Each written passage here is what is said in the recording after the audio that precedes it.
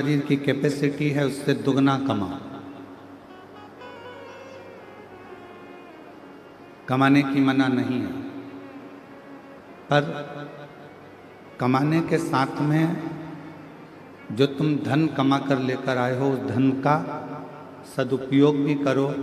और किसी को नहीं दे सकते, किसी को प्रदान नहीं कर सकते, किसी को दान नहीं कर सकते, किसी को दे नहीं सकते, किसी को दे नहीं पाते, तो खुद के ऊपर उस धन को खर्च करो, स्वयं के ऊपर।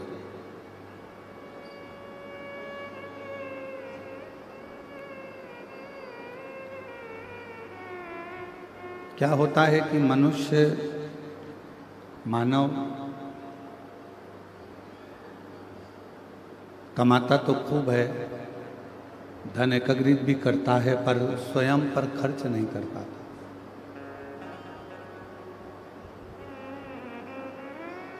बच्चों को अच्छी एजुकेशन भी दो, खूब अच्छे स्कूल में कॉलेज में बच्चों को पढ़ाओ, बेटा बेटियों को अच्छा अध्ययन कराओ, बेटा बेटियों में कोई भेद ना करिए। जितना बेटों को मान देते हो उतना बेटी को भी मान दीजिए। दोनों को सम मानो, दोनों में कोई भेद ना समझो। जितनी शिक्षा आप अपने बेटे को दे रहे हो उतनी शिक्षा अपनी बेटियों को भी दीजिए। जितना अच्छा कॉलेज और स्कूल अपने बेटे को दे रहे हो उतना अच्छा कॉलेज और स्कूल अपनी बेटियों को भी दीजिए। बेटा और बेटी में कोई भेद ना करा जाए। शिक्षा वो धन है, शिक्षा वो पूंजी है जो बेटे के लिए भी और बेटी के लिए भी कहीं ना कहीं उसकी मंजिल का मार्ग खोल देती है, उसकी मंजिल का रास्ता क्लीन कर देती है। तो शिव महापुराण की कथा में हमने जयंती स्टेडियम इस भिलाई की पवित्र कथा में 2024 की कथा में कहा था कि खूब कमाओ,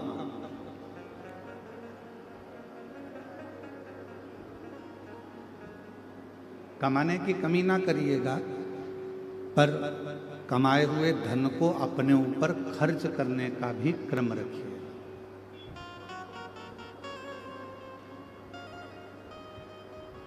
उस धन को स्वयं के ऊपर खर्च भी करिए।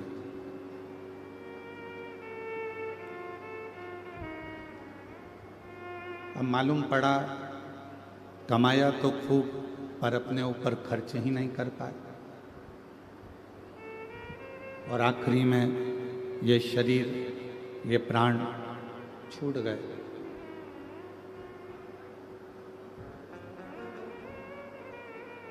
एक मन को साफ कर लेना, अर्थात अपने मन को ही मंदिर बना लेना, मन को ही मंदिर बना। और मन साफ कैसे होगा? मन में झाड़ू तो पहुंच नहीं सकती है, मन के अंदर पोछा भी नहीं पहुंचेगा जिससे तुम पोछा लगा दोगे। ना मन में झाड़ू जाएगी, ना पोछा जाएगा, ना वाइपर जाएगा। मन साफ कैसे होगा? मन क्लीन कैसे होगा? मन को साफ कैसे करोगे? तो कहा इस मन को साफ करने का सबसे सुंदर तरीका है भगवान का मंत्र जाप, भगवान का भजन।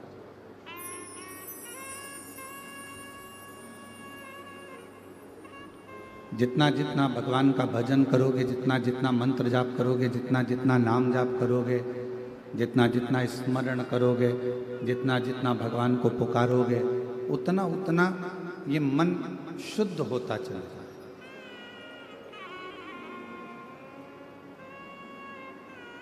और मैंने तेरे ही भरोसे बाबा, तेरे ही भरोसे हवा बिच उड़ती जावांगी बाबा, नूर है तो छठी कटी जावांगी भोले मैं तेरी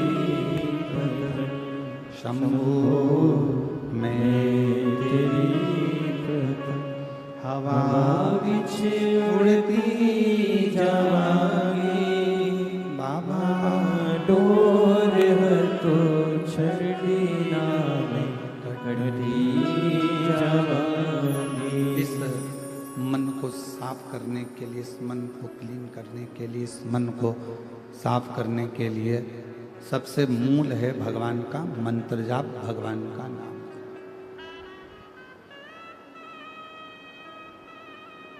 भगवान को याद करना। अब एक बात आपसे पूछें, सब मेरी भिलाई की जीजियां बोलना, मेरे जीजा हुन बोले, बेटियां बोले, बेटा बोले, बुजुर्ग बोले। मंदिर साफ रहता है तो उस मंदिर में मक्खियां नहीं भिनकती। बोलो सही है कि गलत है? मंदिर अगर साफ है तो उसमें ना मक्खियां आएंगी, उसमें ना चींटियां आएंगी, उसमें ना चींटे आएंगे, कुछ भी नहीं आएगा।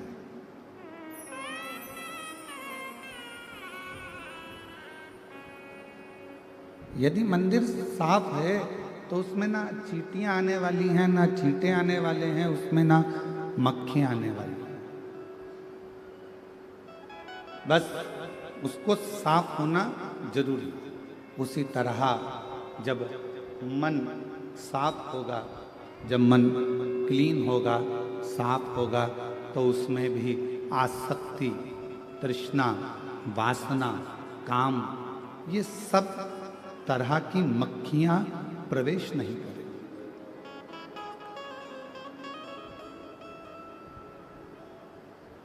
ये मक्खियां अंदर प्रवेश नहीं कर पाएंगी। प्रेशर फ्लो प्रेशर, ये मक्खियां अंदर प्रवेश नहीं कर पाएंगी। साफ होना जरूरी है। मंदिर के साफ होने पर मक्खियां प्रवेश नहीं करती। मंदिर के साफ होने पर मच्छर प्रवेश नहीं करते। मंदिर के साफ होने पर चींटी चींटे प्रवेश नहीं करते। उसी तरह ये मन भी साफ होना जरूरी है। ये मन भी क्लीन होना जरूरी है, बहुत जरूरी है।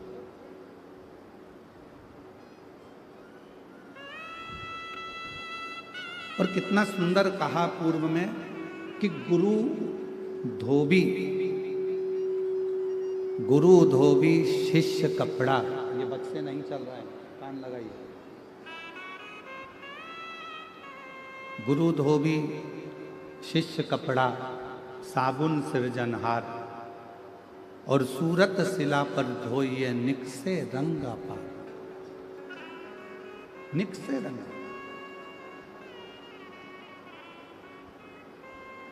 कोई सच्चा गुरु, कोई श्रेष्ठ गुरु धोबी के समान हो जाता है और चेला शिष्य कपड़े के समान हो जाता है।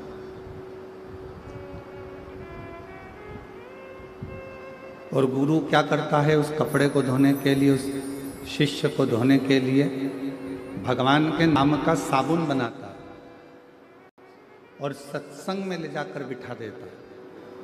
और जैसे ही सत्संग में वो व्यक्ति बैठता है और गुरु अपनी वाणी से अपने शिष्य को धोना प्रारंभ करता है तो उसका रंग निखरना प्रारंभ हो जाता है, वो श्रेष्ठ बन जाता है।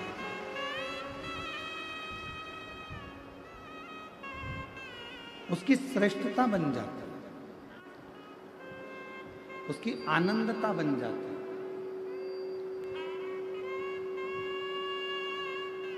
और गुरु धोबी शिष्य कपड़ा साबुन सिरजनहार।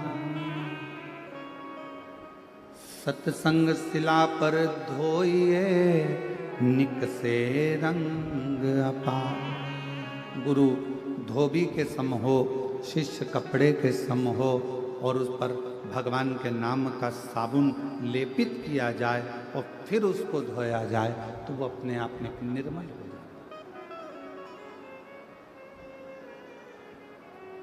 कल एक प्रश्न एक बहन जी ने किया, शायद पत्र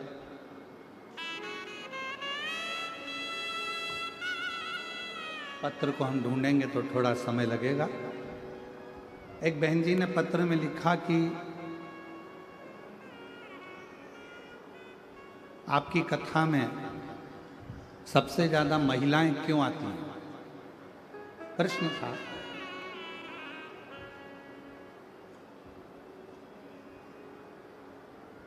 और मेरे को लगता है जो बहन ने प्रश्न किया था वो यहीं पर बैठी होंगी, उनका नाम हम पत्र ढूंढेंगे तो टाइम लगेगा। शिव महापुराण की कथा में सबसे ज्यादा महिलाएं क्यों आती हैं, माताएं क्यों आती हैं, किस लिए आती हैं? जिस बहन जी ने प्रश्न किया मैं उनको हाथ जोड़कर निवेदन करूंगा कि मेरी जीजी, जगत में केवल एक माताएं ही ऐसी होती हैं, मेरी बहन ही ऐसी होती हैं, मेरी बहुएं, मेरी बेटियां, मेरी माताएं ही केवल ऐसी होती हैं जो अपने लिए कुछ नहीं मांगती, हमेशा अपने परिवार की खुशी ही मांगती। एक पुरुष और एक स्त्री,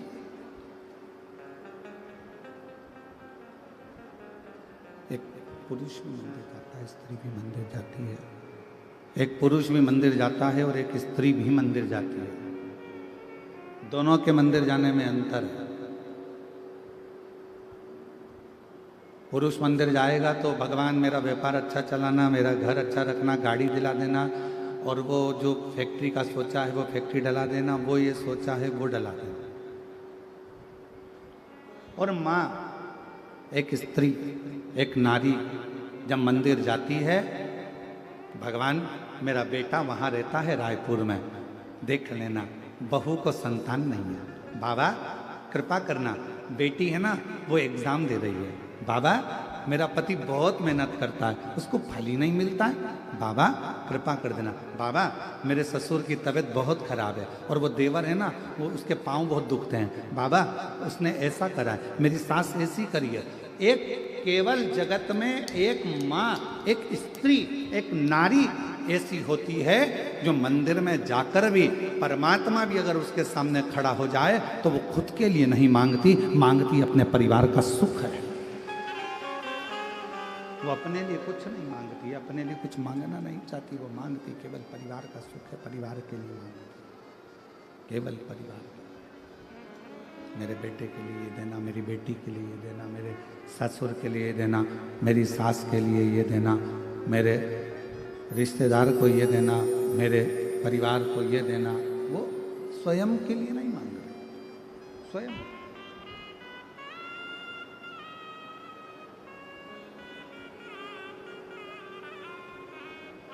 किसके लिए व्रत रखते हो? चतुर्थी का व्रत मेरी माताएं रखती है, चौथ का व्रत अपने पति के लिए। संतान सप्तमी का, ये स्पीकर नहीं चल रहा है बाबू, स्वयं आके सुनिए, सारे स्पीकरों को खुदाओ और सुनो। संतान सप्तमी का व्रत माताएं करती हैं अपनी औलाद के लिए, अपनी संतान के लिए।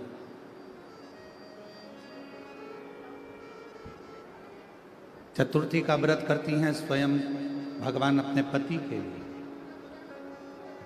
नवरात्रे का व्रत करती हैं अपने पूरे परिवार की खुशहाली के लिए, परिवार के आनंद के लिए, परिवार के सुख के लिए।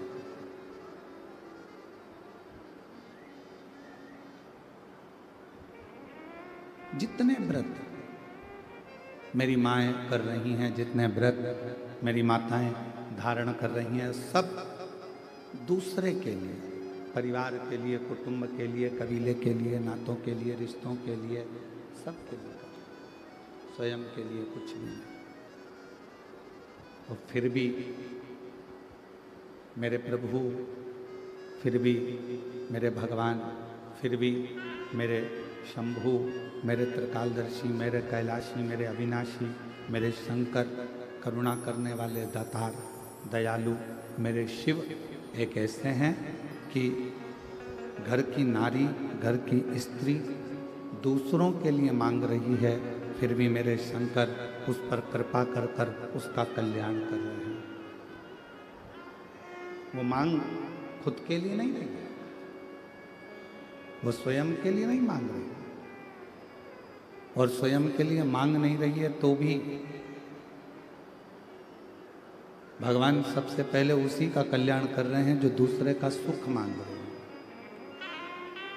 और ये संसार की रीति है। भारत की भूमि पर जन्म लेने वाला एक सनातनी, भारत की भूमि पर जन्म लेने वाला एक सनातनी हमेशा सर्वे भवन्तु सुखी, सबकी कामना करता है कि सब सुखी रहे।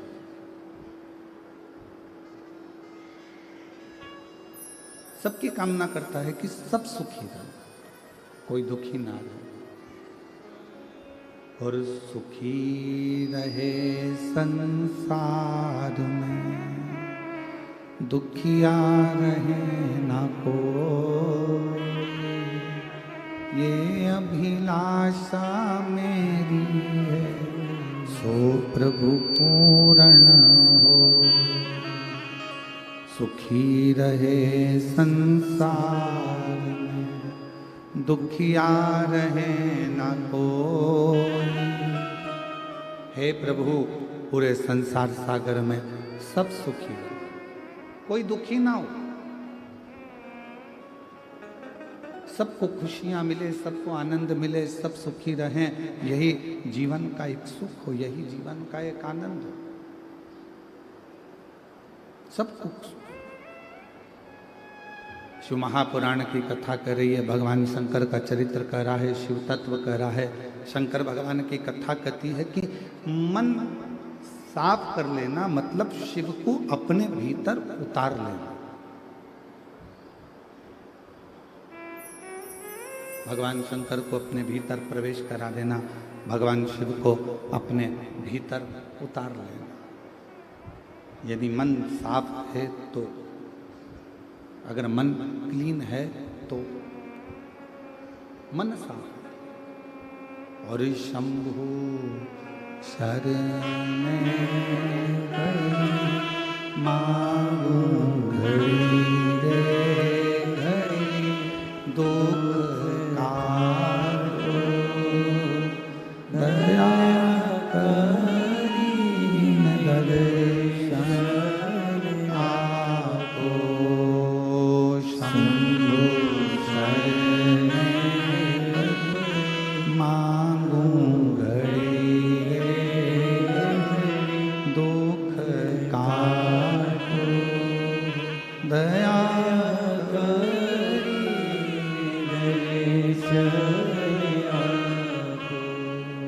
साफ होना और मंदिर का साफ होना दोनों जरूरी है।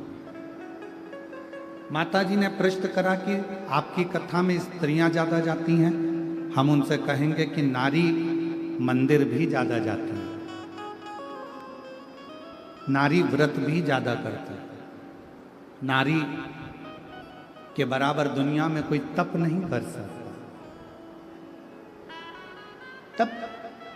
और आज भी फिर निवेदन करूंगा, आज भी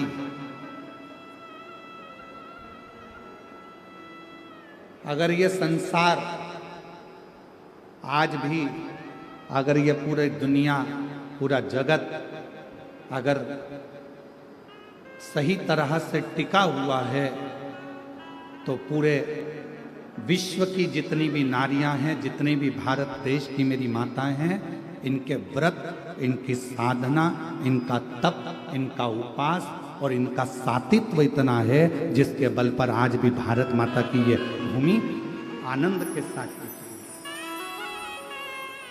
ये सातित्व है आपका।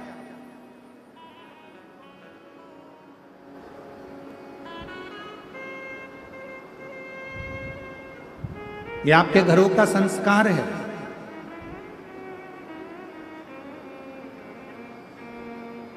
ये आपका सातित्व है जिसके बल पर ये संपूर्ण विश्व, संपूर्ण ब्रह्मांड, संपूर्ण जगत आनंद के साथ में रहेगा। विष्णु पुराण में एक बात लिखी है, हमारा निवेदन रहेगा कभी मिल जाए गीता प्रेस गोरखपुर की विष्णु पुराण तो उसको पढ़िएगा।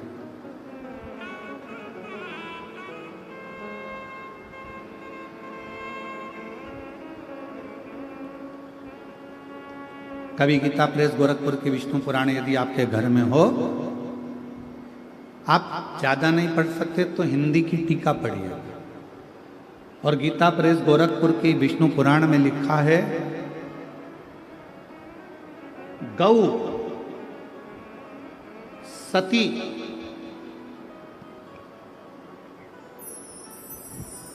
एक गौ माता और एक सती नारी जब तक पृथ्वी पर है तब तक पृथ्वी पर अकाल नहीं पड़ सकता। यह विष्णु महापुराण के अंतर्गत है। एक गौ माता और दूसरी सती नारी।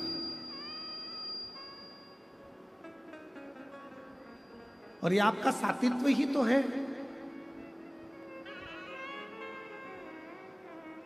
ए मेरी जीजियों, कोई भी घर में त्योहार आता है तो सबसे पहले पति कोई तैयारी नहीं करता, घर का बेटा कोई तैयारी नहीं करता, घर की बेटी, घर की माँ, घर की स्त्री, घर की सास, घर की बूढ़ी माँ, घर की बहुएं, बेटियां तैयारी करती हैं। सात्विकता है।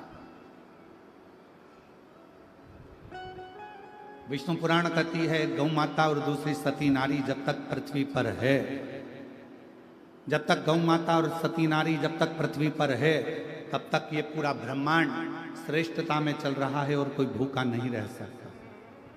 कोई भूखा नहीं रह सकता, वो श्रेष्ठता में भूखा नहीं। शिव कथा कह रही है, भगवान शंकर का संवाद कर रहा है, शिव महापुराण की कथा कर रही है। मन को साफ रखिए, मन को पवित्र रखिए। और तुम आना भोले बाबा, तुम आना भोले बाबा, मेरे मकान में तेरा डमरू डम डम बाजे सारे जहां में। भगवान शंकर कौन से मकान में आप बुला रहे हो? भगवान शिव को किस मकान में निमंत्रण दे रहे हो? तो शिव महापुराण की कथा कहती है ये गारे का, ईंट का, सीमेंट का, लोहे का बना मकान नहीं। हम किस मकान में? तो कहा मेरे मन के मकान में। तुम आना भोले बाबा, मेरे मकान में तेरा डमरू डम डम बाजे सारे जहान में। बाबा मेरे मन के मकान में आप आना। और किसको लेके आना? तुम गणपति को लाना, संग रिद्धि सिद्धि लाना, मेरे मकान में तेरा डमरू डम डम बाजे सारे जहान। आप गणपति मतलब बुद्धि को लेकर मेरे हृदय में प्रवेश करना, आप रिद्धि सिद्धि मतलब संस्कारों को लेकर मेरे हृदय में प्रवेश करना। ये मेरा मन रूपी जो मंदिर है, मकान है, इसके अंदर आप प्रवेश करें। इसके अंदर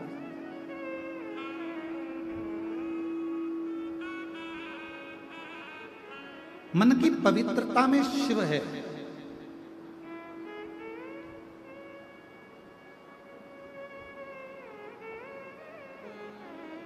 एक कितना सुंदर चरित्र आता है।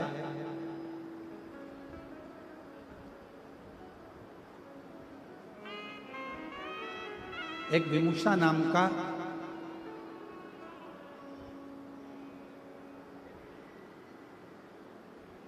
साधारण सा एक मानव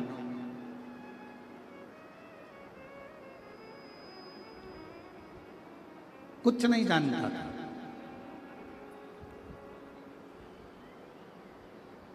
और विमुषा का जो शरीर था, पूरा की पूरा शरीर बेकार सा था, पूरा शरीर। पर विमुषा शिव का बड़ा भगत था।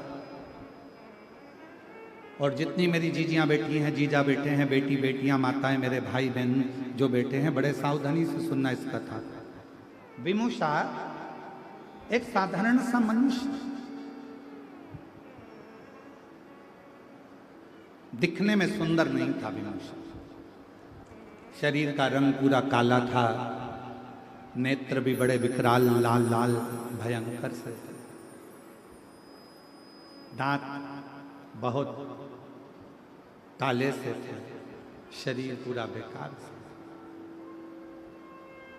जब उसका जन्म हुआ और विमुषा का जन्म हुआ तो उसके माता पिता ने सोचा कि इतना भयंकर बालक पैदा हुआ है, ये रहेगा, लोग क्या कहेंगे, इस बालक को वन में जंगल में उसको छोड़ दिया जाए। और विमुषा को जंगल में छोड़ दिया गया। पर कोई पूर्व जन्म के संस्कार विमुषा के रहे होंगे। हम पहले भी कथा में कहे, कोई पिछले जन्म के अच्छे कर्म मुझे बाबा तेरा साथ मिला, कोई पिछले जन्म के अच्छे कर्म मुझे बाबा तेरा साथ मिला। विमुषा का कोई पिछले जन्म का कोई अच्छा कर्म होगा। शरीर बेकार था, शरीर पूर्ण तरह से आड़ा टेढ़ा बेकार विकलांग सा, शरीर काला सा, नेत्र बड़े, दांत काले टूटे, बड़ा विकराल सा उसका शरीर था। पर विमुषा शिव का बड़ा भक्त, शंकर की बड़ी आराधना करता था।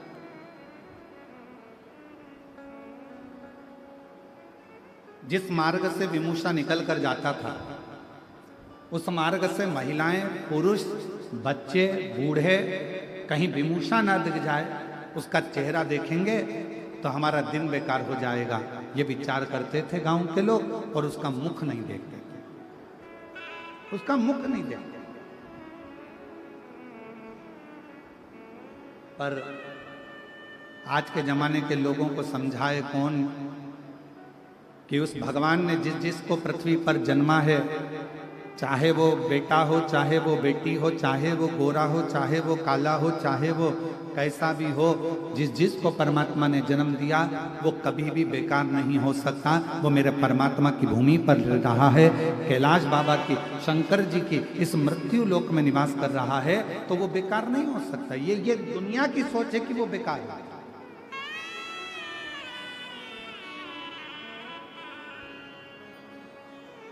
विमुषा जहां से निकलता सब हट जाते, कोई उसको देखता नहीं। लोगों को लगता है इसका मुख देखेंगे दिन बेकार चले जाएगा, इसका मुख का दर्शन करेंगे दिन बेकार चले जाएगा, सोचते।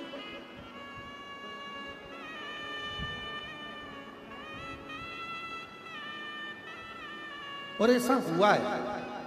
एक नगर में एक राजा रहता था, उसका मालूम पड़ा हमारे नगर में एक व्यक्ति रहता है, बड़ा खोड़ला है, जिसके मुंह का दर्शन कर लो तो सुबह से भोजन नहीं मिलता। राजा ने कहा ऐसा हो ही नहीं सकता। राजा ने उस व्यक्ति को बुलाया, सभा में सवेरे उसका मुंह का दर्शन करा। दिन भर राजा व्यस्त रहा, भोजन नहीं कर पाया, शाम हो गई। राजा से रानी ने कहा कि आज तो तुमने सुबह से खाना तक नहीं खाया, भोजन तक नहीं करा। राजा बोला उस खोड़ले का दर्शन किया था ना, इसलिए मेरे को खाना नहीं मिला, लोग सही कहते हैं। राजा ने उस व्यक्ति को बुलाया और फांसी की सजा दे दी। जैसे ही फांसी की सजा दी वैसे वो हंसने लगा। राजा ने पूछा तुम्हें फांसी की सजा मिली है और तुम हंस रहे हो? राजा ने जैसे ही पूछा तो उस व्यक्ति ने कहा महाराज तुम मुझे फांसी की सजा इसलिए दे रहे हो क्योंकि मेरा सुबह से मुंह देखा तो तुम्हें भोजन नहीं मिला। तुम कहते हो कि मैं खोड़ला हूं, पर सत्य मायने में तो राजा तेरे से बड़ा कोई खोड़ला नहीं होगा कि तेरा सुबह से मुंह देखा तो मुझे आज फांसी की सजा मिल रही है। मुझे आज फांसी की सजा मिल रही है, ये तेरे ऊपर निर्भर करता है, हमारी बुद्धि पर निर्भर करता है, हम किसको क्या कह रहे हैं, हम किसमें क्या देख रहे हैं। विमूषा शिव जी का भक्त था, पर बच्चे उसके पास नहीं जाते, स्त्रियां उसका मुंह नहीं देखती, गांव के लोग उसको नहीं देखते। जिस मार्ग से विमूषा निकल कर जाता उस मार्ग को लोग खाली कर देते, फिर भी विमूषा आनंद में रहते। हम तो बाबा के भरोसे चलते हैं, हम तो बाबा के भरोसे चलते हैं, ये